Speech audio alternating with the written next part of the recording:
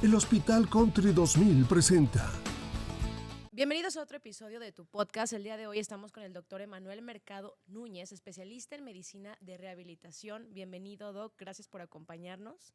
Queremos iniciar con una pregunta y ahorita nos podrá contar más sobre un tema que es crucial y que estamos ahorita como en una temporada Es muy que vamos fuerte. iniciando el año, ya es 2025, iniciamos con todos los propósitos, pero para todas las personas que dejamos de hacer ejercicio, Nos incluimos. ¿cómo podemos regresar a la rutina, al hábito de hacer ejercicio, pero sin lesionarnos? Porque a lo mejor decimos, bueno, yo puedo levantar tanto peso, hacer tanto cardio, de repente queremos regresar igual, pero pues obviamente ya no se puede porque duraste un mes o cierto periodo sin hacer ejercicio.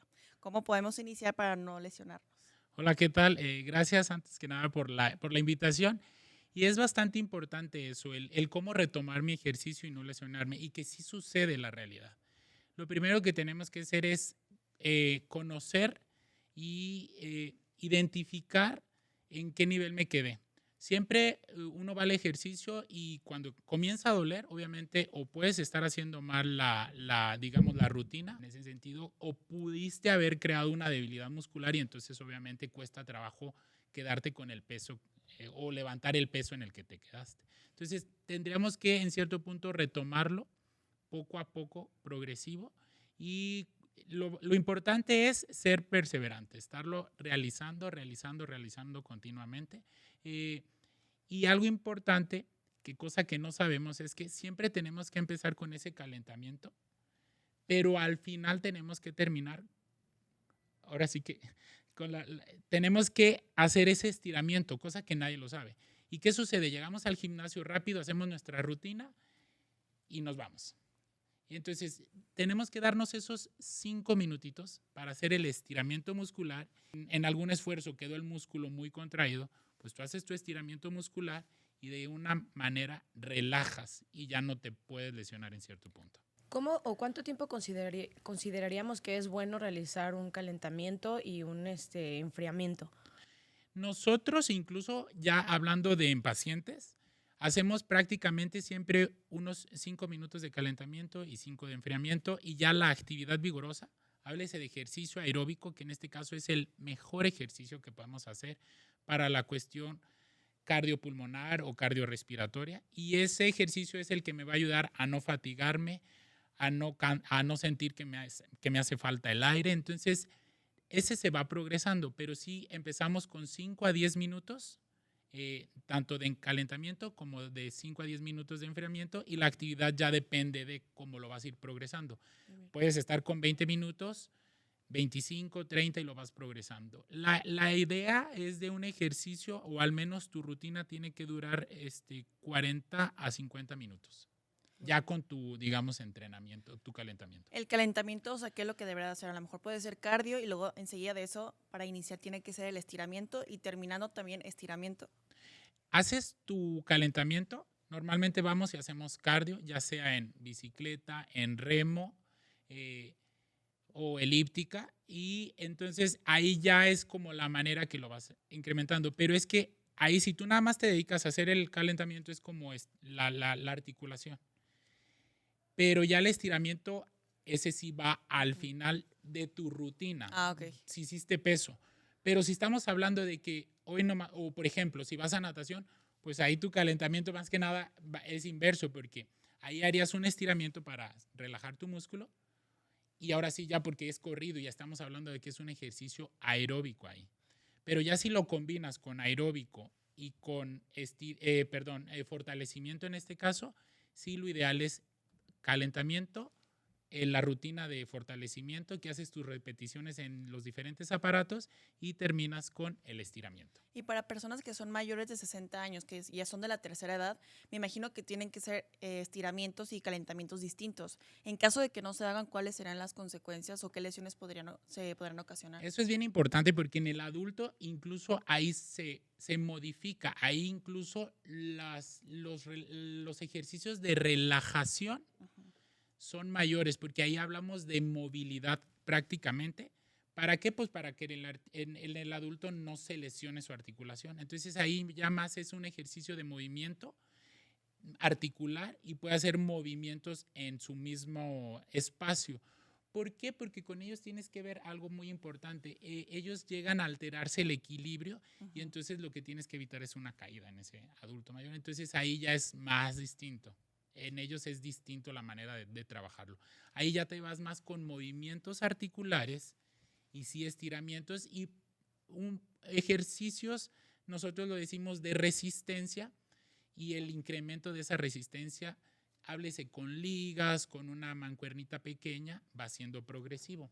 Okay. ¿Qué importancia tiene la masa muscular durante esta etapa de la vejez, no? Porque cuando comenzamos a tener cierta edad, pues comienzan las caídas, y con las caídas, pues, o sea, las fracturas, ya sea de cadera, en la rodilla. ¿Qué tan crucial es mantener una buena masa muscular y cómo hacerlo? Es muy importante. Y mencionaste algo, dices, en el adulto mayor, pero la realidad es que Desde siempre. desde tus, digamos, Desde tus 45 15. años, desde tus 45 años, digamos que cesa el crecimiento y todo eso. Entonces, es cuando empieza, de hecho, existe digamos, científicamente, si tú antes de tus 40 años no realizaste ejercicio, no vas a creer esa memoria muscular, así se le conoce. Ok.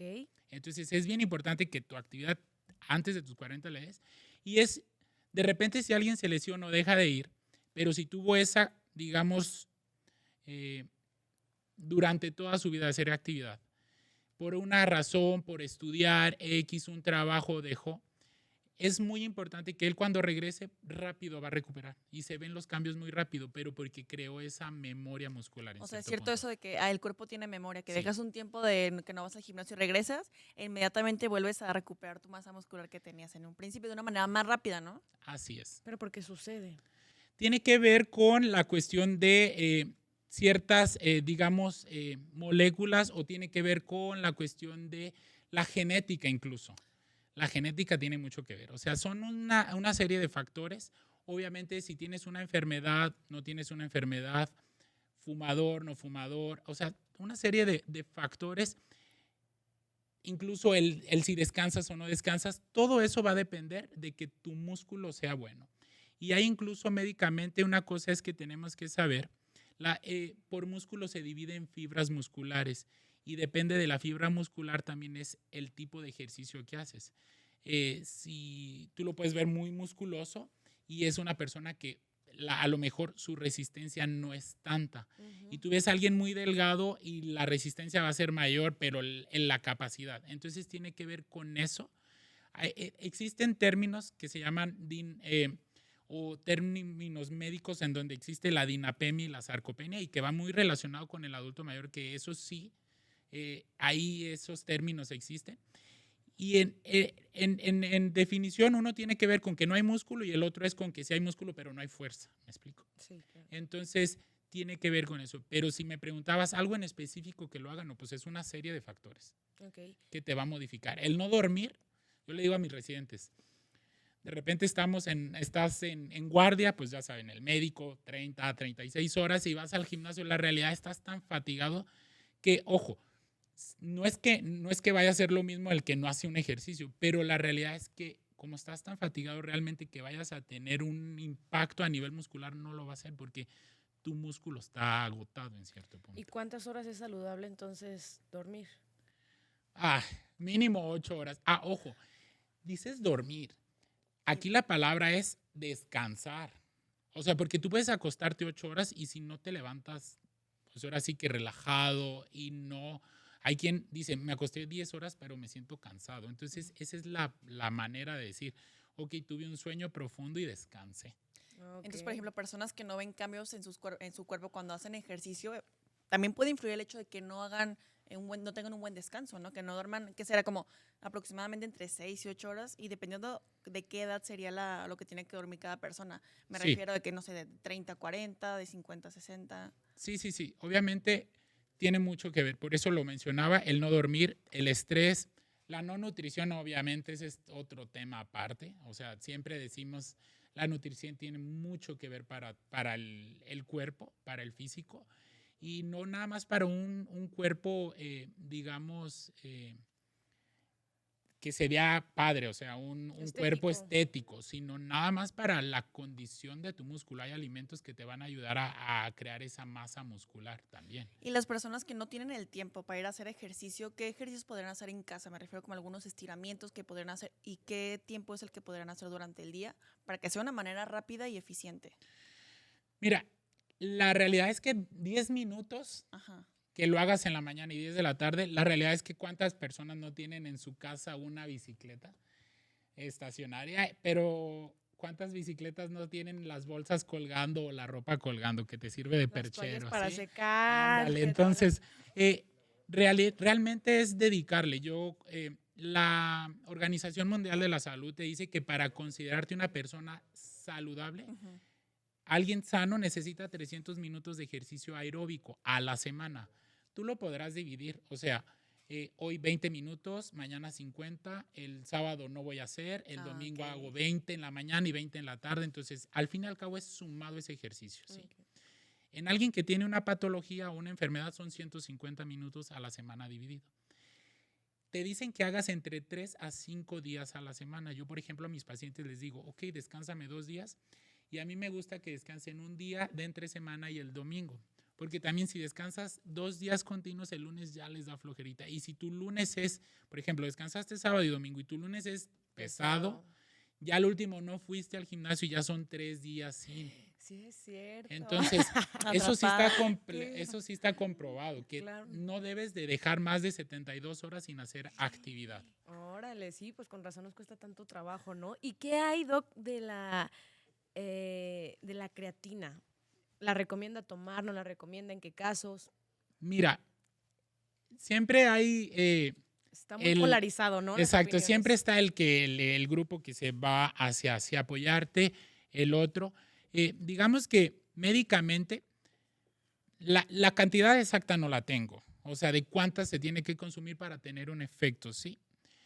Pero, ojo, yo les digo a mis pacientes siempre, tienes que cuidar a tus órganos, porque al fin y al cabo estás haciendo que tu riñón, tu hígado, en una tableta, en una pastilla, en una proteína o X, o en un suplemento, hagas que tu órgano trabaje. Y al fin y al cabo, en cierto punto, ojo, está trabajando en algo que a lo mejor tu cuerpo no está en una deficiencia, ¿sí? Okay. ¿Sí me va a entender? Entonces ese es el punto. Yo soy muy en el hecho de decir tu alimentación, tu alimentación, tu alimentación, tu alimentación.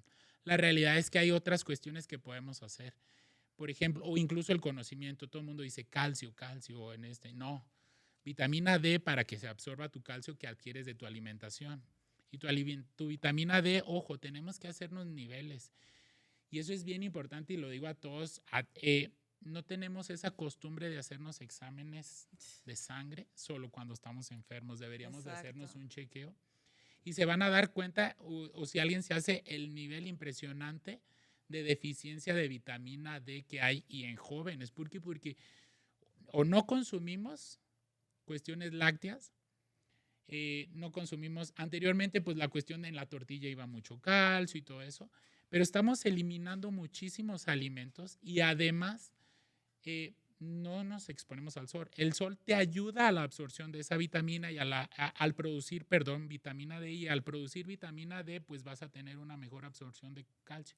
Entonces estamos bloqueando varias cosas. Okay. Entonces, si ustedes o yo nos hacemos, de hecho, yo te soy honesto, en algún momento me hice y no estaba lo dividen entre insuficiente, deficiente, ¿sí? O severo. Entonces yo estaba así como que un grado, no en deficiencia, pero sí, no estaba en insuficiente o severo, pero sí tenía leve deficiencia de vitamina D. Y ahorita que comentabas acerca de que dónde podemos encontrar, por ejemplo, en los lácteos, ¿no? El calcio.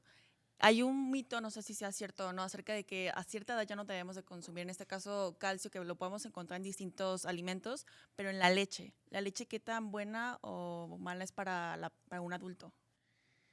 Tiene mucho que ver con la cuestión del proceso intestinal, ¿sí? Ahora sí que si a ese paciente le va a condicionar inflamación o le va a condicionar laxarlo en cierto punto, es lo que tienes que tener como una alerta. No es como que, a todos les tengo que eliminar la leche, ¿sí? Más que nada es la persona. Nosotros siempre decimos, hay que individualizar, no tenemos que generalizar, porque pues obviamente, pues yo te puedo decir, familia que toda su vida, mi papá leche y era leche así de vaca, o sea, lo que conocemos como leche bronca. Ajá. Entonces, consumió pues toda su vida, ¿sí? Y no era como que le hiciera algún efecto, ¿me explico? Entonces, siempre tiene que haber una balanza, siempre tiene que haber un pro, un contra. Es un medicamento, te sirve para algo, pero te puede condicionar un efecto adverso. Entonces, yo creo que el equilibrio, aquí la palabra es el equilibrio, el consumo, ¿sí? El lácteo lo puedes conseguir de otro lado, el calcio del requesón, y ese viene bajo en grasa, ¿sí? Entonces, porque también, y a lo mejor estoy entrando ahí en detalle y me van a satanizar, porque de repente estamos consumiendo, o estamos haciendo el hecho de decir, ok, no consumo leche de vaca y consumo, y no es leche de almendra, es lechada, se les llaman. Y entonces, sí. pero ahí no estás consumiendo nada, pero pues sí estás consumiendo bastante, aunque no, grasa de origen bueno, pues, pero entonces estás sustituyendo un alimento por otro, ¿sí? Entramos en una idea ahí. Okay. Pero sí, o sea, la panela, el queso te ayudan con calcio y la realidad es que ya sí en cierto punto no es una leche entera, que te pudiera en cierto punto condicionar un malestar a nivel intestinal. Sí. Qué importante es la nutrición, ¿no? La buena alimentación y también el deporte. Y por eso me gustaría preguntarte qué beneficios trae para nosotros en salud mental, hablando de salud mental, hacer deporte. En todas las etapas de nuestra vida, ¿eh? En todas las etapas. Muy buena pregunta. Existe y es conocido científicamente, la serotonina es un neurotransmisor y se considera como la hormona de la felicidad. Y el ejercicio te ayuda a liberar mayor serotonina. Entonces, vuelvo a lo mismo, hay que tener educación y hay que ser disciplinados. Por ejemplo, si yo vine y hablando de este tema de que vamos regresando y todo eso, o incluso lo que podemos proponernos para el siguiente año, es eso, de que de repente, o ahorita la cuestión del frío, nos da miedo ir a hacer el Es que uno está tan ejercicio. calientito, acostadito, que dices, ay, no me quiero levantar. O sea, ya sé que es enero, pero pues me cuesta trabajo. Pues sí, pero la realidad es eso, dedicarle. Yo te digo, te levantas, haces en tu bicicleta estacionaria 10 a 15 minutos de ejercicio aeróbico, te libera, te levantas, te echas tu baño y en cierto punto tuviste actividad. Y que si tú lo analizas, pues bueno, ya empiezas a quemar energía, a quemar calorías, perdón, de todo lo que traemos arrastrando de todo el Guadalupe Reyes, ¿sabes? Entonces, y todavía que la rosquita, y luego que vienen los tamalitos, y es una continua. Claro. Entonces, yo creo que así como hacemos agenda, o como hicimos agenda de posadas y hacemos agendas de todos los eventos que vamos a tener, tenemos que también ser disciplinados. Al fin y al cabo, es eso, educarnos y decir, ok, si le dedico esos 10 minutos de ejercicios, 15 minutos de ejercicio en la mañana antes de salir, pues ya estoy quemando energías, voy a estar más activo por lo que te digo de las cuestiones hormonales, todo eso, voy a hacer mejor actividad y eso me va a ayudar, lo que comentaba, imagínate, tu ejercicio aeróbico lo divides en tu semana, y eso te va a mantener a considerar saludable. Inclusive como haciendo pequeños cambios, ¿no? A lo mejor también en cuestión de elecciones, de que en lugar de que te subas por el elevador, pues mejor vete por las escaleras o en tu casa te puedes administrar tu tiempo y subes y bajas escaleras, no sé, que ay, voy a hacer 10 minutos o 15 minutitos y ahí también ya como que activas la serotonina, ¿no? Así es. Hoy en día hay miles de plataformas en donde puedes checar y te dan claro. casas y rutinas. La realidad es que es eso. Porque sí lo puedo comprender en el sentido de decir, es que si tardo 20 minutos en el ejercicio, yo eso le digo a mis pacientes. Y eso hablando en la cuestión de hospital. Yo prefiero, y le enseño y hay videos, mire, prefiero que me haga esta rutina en casi los 20 minutos que va a tardar media hora o una hora en trasladarse al hospital para hacer, porque pues como bien lo mencionaron, soy médico rehabilitador, para venir al hospital a hacer el ejercicio, más la hora del ejercicio y la hora de regreso, pues prefiero que me dedique y haga esto en casa. ¿Cómo nosotros nos damos cuenta en la consulta si realmente están haciendo ejercicio? Hacemos pruebas. Y obviamente tiene que mejorar en cuestiones de saturación de oxígeno, mejor frecuencia cardíaca y menores tiempos cuando hacemos esas pruebas. Entonces, de repente hizo su ejercicio, sí. Y no llevan. Y no llega. O está peor. A mí no me engaña. O me llegan peor, ¿sabes? Sí. O sea, así de, no. Creo que no. Y justo hablando de eso y de los ejercicios en casa, muchas personas también quizá evitan hacer deporte porque dicen, es que tengo un problema en mis rodillas, que es el más común, ¿no? Creo que es el mal más común. Y dicen, es que correr es malísimo porque es un deporte de alto impacto. Tú como médico especialista, ¿qué es lo que nos recomendarías? Sí mencionas eso de la rodilla y yo les digo que sí por el alto impacto, pero depende de cómo lo realices y dónde lo realizas. Obviamente, si lo haces sobre cemento, sí puedes lastimarte tu articulación, ¿sí? Pero hay otro tipo de ejercicios aeróbicos, lo mencioné, la bicicleta, el remo, pero bueno, hoy por hoy el ejercicio aeróbico mejor, ahora sí que se lleva a la estrella, es la natación o el ejercicio en alberca, porque a veces confundimos es que yo no sé nadar, no, pero métase un tanque y ahí haga movimientos. ¿Y qué sucede? Pues obviamente por la presión del agua pesamos menos. Entonces ese peso no impacta en tus articulaciones, más el calorcito del agua relaja tu músculo y te facilita moverse. Por eso a mucha gente y en nosotros, en el área hospitalaria, el tanque terapéutico, así se llama, pero acá lo podemos traspolar como una alberca y hacer natación. Hoy por hoy está considerado como el mejor ejercicio aeróbico.